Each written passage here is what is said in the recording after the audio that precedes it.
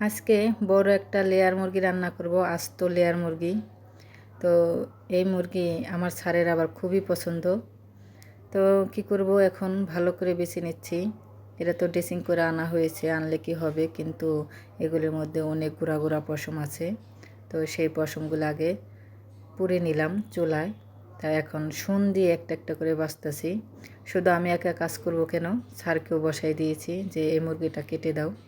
মুরগিটা কাটতে অনেক কষ্ট, কারণ এটা অনেক তেল থাকে মুরগিটায়। তো তেল দিয়ে মাংস দেওয়া একদম মাখিয়ে গেলে তেল তেলে হয়ে যায়, তখন কাটতে অনেক কষ্ট হয়ে যায়।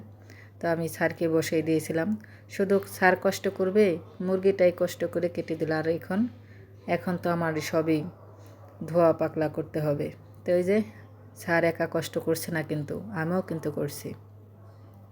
তো এখন আমি সব কিছু ধুয়ে নিলাম, বটি যা যা মাখিয়েছিল। এখন মাংস আমি ধুয়ে নিচ্ছি। আমি কিন্তু পেঁয়াজ মরিচ তারপরে আলুগুলো কেটে নিয়েছি, ওগুলো ভিডিও করা হয়নি।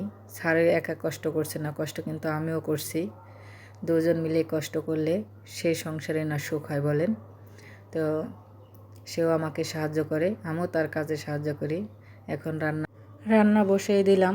আজকে প্রেসার কুকারে রান্না করব, কারণ হলো গিয়া এই লেয়ার মুরগি অনেক শক্ত। তো আমাদের সিলিন্ডার গ্যাস আর কারেন্টে যদি এই লেয়ার মুরগি এমনিতে রান্না বসাই দিই, দেখা গেছে অনেক সময় লাগবে, সেদ্ধ হতে অনেক সময় লাগবে, আমার গ্যাস শেষ হয়ে যাবে। তো প্রেসার কুকারে বসাই দিলাম, যেন তাড়াতাড়ি হয়েও যায়, সময়টাও বাঁচে, মুরগিটাও তাড়াতাড়ি সেদ্ধ হয়ে যাবে। আর মুরগিটা ভালো সেদ্ধ হলেই তো তরকারিটা ভালো হবে, তরকারিটা ভালো হলে তো খেতেও ভালো লাগবে। মাংস যদি শক্ত শক্ত থাকে ওই তরকারি মজা নেই খেয়ে। তো এর জন্য বসাই দিলাম। তো দেখতেই পারছেন, পেঁয়াজ মরিচ আদা রসুন হলুদ মরিচ গরম মশলা দারচিনি এলাচ সব দিয়ে দিয়েছি। এখন মাংসটা দিয়ে দিলাম, ভালো করে কষিয়ে নিচ্ছি। এই মুরগি কার কার পছন্দ কমেন্টে জানাবেন। আমার কিন্তু খুব একটা পছন্দ না, মোটামুটি খুব পছন্দ না। আছে না খুব ভালো লাগে তা না, কিন্তু মোটামুটি খারাপ লাগে না।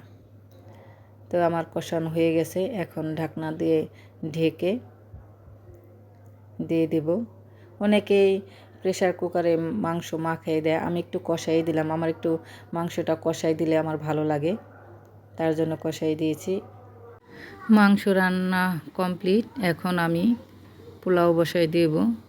আজকে লেয়ার মুরগি রান্না করব আর পোলাও রান্না করব। আমি চাইছিলাম ভাত রান্না করি, ভাত দিয়ে এই তরকারি দিয়ে খেতে ভালো লাগে। ছেলেদের বায়না, তারা পোলাও খাবে। এর জন্য এখন যে চাল মেপে নিচ্ছি, কয় পট নেব, তো 3 পট নিয়ে নিলাম। ছেলেরা পোলাও খেতে পছন্দ করে, দুপুরেও খাবে আর রাতেও খাবে। আমি তরকারিটা আগে রান্না করে নামিয়ে এখন পোলাওটা বসিয়ে দিচ্ছি। দু চুলায় দিলে 2টা হয়ে যেত, কিন্তু আমি আজকে মুরগিটা রান্না করছি একটু আগেই। তো পোলাওটা এতক্ষণ বসাই দিলে কি হতো, পোলাওটা ঠান্ডা হয়ে যেত। আজকে জুমার দিন, ওরা নামাজ আদায় করতে গেল, নামাজ পড়ে আস্তে আস্তে আমার পোলাওটাও হয়ে যাবে। এই যে চালটা ধুয়ে দিলাম, পোলাও হতে তো আর সময় লাগে না, এর জন্য। তো আমার ইউটিউব চ্যানেলটা নতুন, সবাই আমার ইউটিউব চ্যানেলটা সাবস্ক্রাইব করবেন, পাশে থাকবেন, ভুল হলে ক্ষমা দৃষ্টিতে দেখবেন।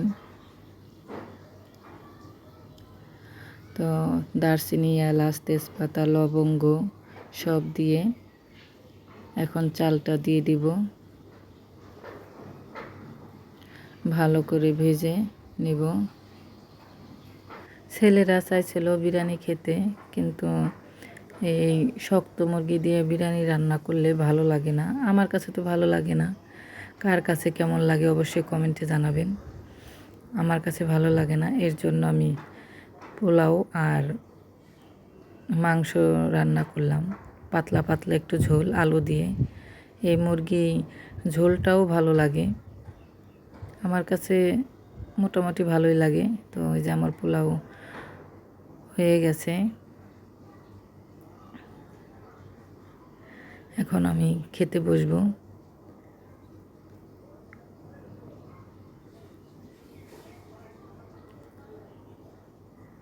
আবারও বলছি, আমার ইউটিউব চ্যানেলটা নতুন, কেউ যদি থেকে থাকেন, যদি ভালো লাগে আমার পাশে থেকে যেতে পারেন। সবাই ফুল ওয়াচ করবেন, টেনে টেনে দেখবেন না। পোলাওটাও মজা হয়েছে আর তরকারিটা অনেক মজা হয়েছে, আলহামদুলিল্লাহ দারুণ হয়েছে। তো সবাই ভালো থাকবেন, আমার জন্য দোয়া করবেন। আজকে এই পর্যন্তই। আল্লাহ হাফেজ, আসসালামু আলাইকুম।